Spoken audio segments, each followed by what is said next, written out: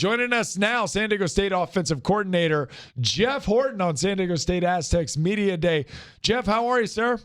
Doing great. How about you guys? Oh, we are fantastic. Coach, I got to tell you, I was thinking about you yesterday. I took my boy surfing for about an hour down in Ocean Beach, and then we went and grabbed an acai bowl. And lo and behold, we get to talk to you today.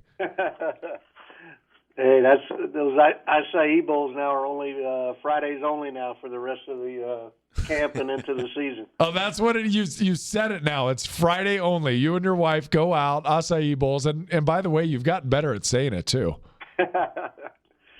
Trying to be part of understand that lingo, you know. That's right. Coach, you get going in a couple days with the actual work with the guys. I know you guys been doing a ton of work. Anything you make sure you do before you switch full on into football mode? Because I know that transition for me as a player, it was rough. I don't know how it is as a coach. Yeah, I know you miss those training camps, Nick. There's no doubt. I loved them. That was some of the best times of your life, I'm sure.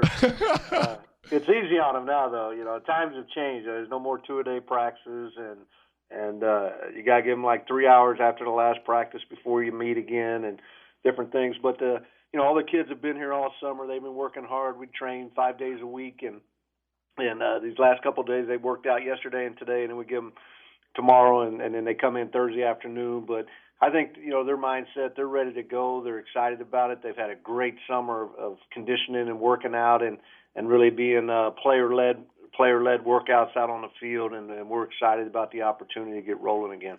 Coach, has this switch to the spread made your life easier or more difficult? Well, I just kind of laugh about it. I think people are picturing us coming out with like no backs and throwing it 70 times a game. You know, we're not quite spread that way. But hopefully, you know, the little twists and nuances, some different things we're doing. We still want to run the ball to be successful. We're going to do it obviously out of different formations and looks and trying to lighten the box a little bit, and then have to have some RPOs, you know, off of it. They made me drink the Kool-Aid in the off season, you know, and I got into some of that stuff. RPOs doesn't stand for run power offense, so it actually is run pass option.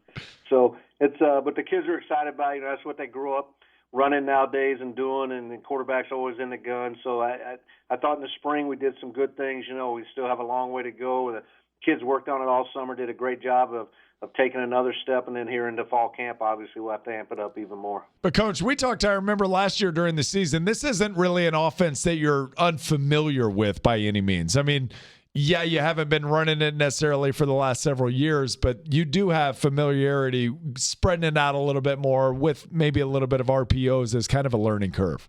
Oh, no doubt about it. I mean, you do what you do well, and you know, we've had, you know, obviously the Hillmans and Moemas and Humphreys and Pennies and even with Juwan now. I mean, you know, with those kind of guys, if you try to throw it all over the place, people think you're nuts. And then obviously, you know, last year because of, you know, different reasons, you know, we didn't obviously run the ball as well as we wanted to. And I think now just looking at this and with Ryan Agnew at quarterback, you know, what his skill set is and having some other guys and, you know, Isaac Lassard, you know, got hurt in spring ball, so he's down, you know, as a fullback. So, you know, it gives us an opportunity to expand a little bit, do some different things, and still have that physicality mindset, but be able to just, you know, spread it out a little more and make defenders try to cover us a little wider and get out of that box a little bit. San Diego State's offensive coordinator Jeff Horton joining us here on Hardwick, Schaefer, and Friends. Coach, how motivated is Juwan Washington heading into the year after he missed some time last year? He was banged up. He finished just shy of 1,000 yards. He must be motivated to start his final year. Yeah, he's really excited. He's had a great off season. You know, last year that hurt. You know, when he got hurt, I think he was in top 2 or 3 in rushing in the nation and yards per game, yards, average per carry, those kind of things. So when he went down, yeah, that's a big part of it. And finishing right there at 999, I mean, that's unbelievable. So, you know, I'm expecting him to really bounce back. He's excited. He's a great leader. You know, he has great energy. He's fun to be around, and he's really taken upon himself this summer to get the other guys involved and jacked up, and I look for hopefully a big year from him, stay healthy, and do what he can do. Coach, I know last year Rocky Long said there's no touching Juwan Washington during training camp. You stay off of him, and everybody kind of understood the drill. This year, is that going to be more of the same? And then along the lines of Juwan's health, what has he done? What has he changed? I know is always looking for something more incrementally that you could get better. Has he changed anything about himself this offseason to maybe help with that durability? He went through all the spring. I mean, he had contact. We didn't tackle him to the ground, but when we're in thud, what we call thud, it's really full speed, just not tackling in the legs. So he's healthy that way. I think in the off season, this summer, and through the spring, he's really changed his body some. He's about 190 pounds now. He was probably pushing 200, and he just looks quicker and has done a great job of leading the way with the backs. It seems like he's spent a lot more time just on his own in the offices, watching film, trying to pick up some things. And then he's like a sponge. Penny and Pumphrey are here in the summer working out once their camps were over before they reported back. And I know he's like a sponge around those guys, and they go out on the field and work out. So he's really trying to elevate his game a lot. Where do you see Ryan Agnew's need for biggest improvement after he got that cup of coffee, so to speak, last year? More than a cup of coffee, started half the games a year ago for San Diego State. But where do you need him to improve for you guys to take the next step this year? I think just his biggest thing is pocket presence. He's obviously dangerous when he runs and when he gets out of the pocket, and you don't really want to take that part of the game away from him. But yet you got to understand there's times where you got to stay in the pocket. It's not always a one look and escape deal. And we really tried to emphasize that through spring, and obviously the proof will be here this fall. But it's been a big emphasis. He understands that. He's looked at all the film when he was in there and where he could possibly hang in that pocket more and be able to make more plays downfield, and yet still make him understand that you're still going to get those opportunities when you do get out of the pocket to make the big play. He's really made some incredible plays last year with his feet, whether it's running it or just getting to the sideline and throwing it at the last minute. But definitely just his pocket presence and awareness, hopefully he takes that step this year. Our old tight end Antonio Gates used to tell us, you make your habits and then your habits make you. How do you get a guy like Ryan Agnew, who does have so much success with his legs last year, and then bring him back into the pocket and then really try to reward that pocket presence as opposed to getting out and scrambling? As a coach, how do you navigate those waters? Well, I think, you start with just the film breakdown of him seeing things. Okay, here's your first read's covered. Okay, you need to, step up in the pocket instead of being always stepping out and trying to get out and around. Try to step up and work in that pocket some. You'll have some lanes that open up naturally to you stepping up in the pocket, and then if you need to get out and go, to where it's not always everything flushing right or flushing left and just, flattening out the play. And the more he looked at, he's a smart kid. He understands that, and he's really had a great off season of just film study and trying to do those things. And obviously we put him, different drill works and mechanics there and in practice, try to bring a taser out there where if he escapes right or left, we just shoot him with it, and that way, it keeps him in the pocket. Again, Coach Jeff Horton, San Diego State's offensive coordinator, joining us here on Hardwick, Schaefer, and Friends. Coach, you've had so much success at the tight end position as well. Last year, a breakout year for Kahali Waring.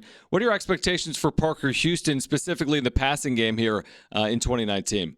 Well, he's a different kind of player. Obviously, he's not going to threaten you running down the field there like Kahale could. But yeah, he's a good underneath guy, really good off the play action, very sure hands. He's made a lot of plays for us. If you can get the ball within his vicinity, where his radius, and he's going to make that catch. And he's not a guy you're going to run down the seam for 30-yard completions or those kind of things. But he can be a really good receiver for us. With Isaac's situation.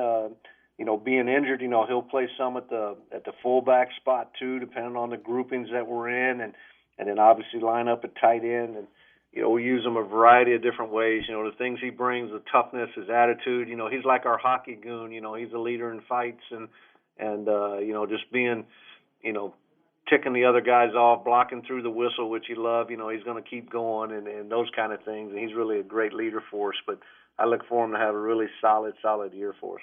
Coach, you brought up Isaac Lassard a couple times, your fullback being injured in the spring. What's he got going on, and is he expected back this year? Oh, yeah, he'll be back. At a timetable, we're hoping, we get in October sometime that he'll be back then. He looks good in his rehab. He's started running. He's worked really hard at it. He's really a tough kid, a really good year last year, and, just great toughness at that fullback spot. So, this type of offense now will we'll be able to adjust without a fullback necessarily in there, and that's where Parker will come in a little bit more as a true H-back or different things. But we're hoping Isaac can be back there by the middle of the year. Coach, when did you start getting ready for week one? Like, when did you install the game plan for Weber State?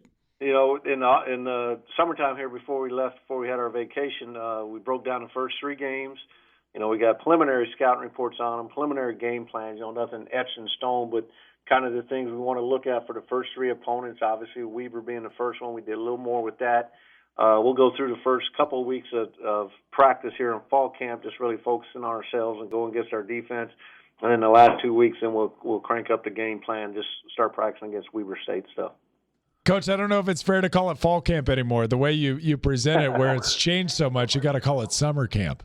That's right. You almost need the parents to drop the kids off at the front door and come get them later that day. Take a lunch pail with them, Hey, Coach, we really appreciate your time. We'll catch up with you down the line, and best of luck as training camp kicks off, I believe, on Thursday, right? Kids report Thursday, first practice on Friday. All right. Well, have a ton of fun and enjoy your last couple days. Thanks. Appreciate it. Always great being on with you guys.